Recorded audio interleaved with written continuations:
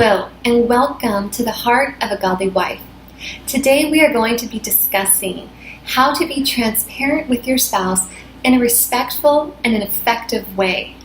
Another lesson that I learned from Christ Commission Fellowship's conference entitled Before and After I Say I Do is learning how to be transparent and things we need to avoid when communicating. Your goal is to avoid accusing and labeling your spouse's motives. But before I share these 4 points, I would like to share a video from Tim Hawkins on what not to do when we are communicating with our spouse. Like one of the conflict resolution tools they teach in marriage is ask questions. When you have a disagreement, don't just start spewing out what you think, make it worse. Ask questions, try to relate, make it better. I used that last week. My wife and I got into a disagreement. It got hot, it got heated. We started a fight. I stopped myself right there, started asking questions. Honey, why are you being a psycho right now? Well, I hope you've never experienced that before. But the reality is that we need to be aware of the fact that most of us, when we are being transparent with our husbands, most of the time we do it in an accusatory way. So let's keep these 4 points in mind to help us to prevent accusatory communication.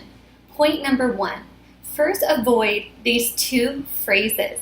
You always. You always think of yourself. When you use this term, you are accusing your spouse of always doing something that they probably don't always do.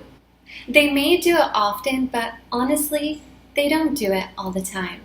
The next phrase you need to eliminate from your vocabulary is you never. You never listen.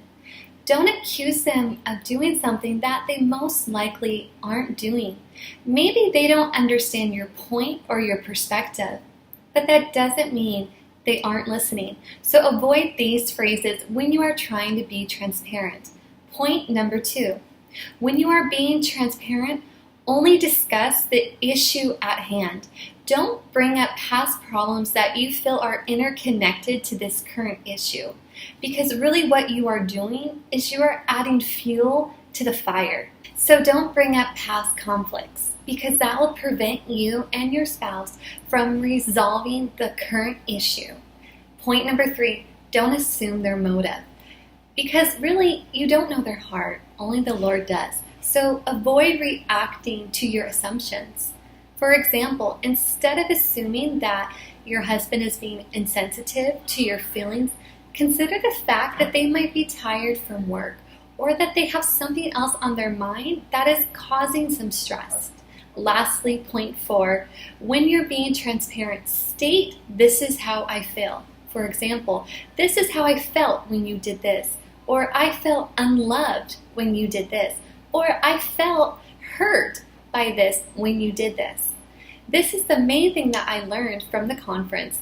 It is better to share how we feel because we can't be denied our feelings. They're our feelings. We're emotional beings. We have a right to feel the way we do. When you share exactly how you feel, then your spouse will understand your thought process and why you're responding the way you are. And best of all, you are doing it in a respectful way compared to an accusatory manner. So let's review. Point number 1, abstain from saying you never and you always. Point 2, discuss the current conflict. Point 3, don't assume their motives. And point 4, convey how the conflict makes you feel.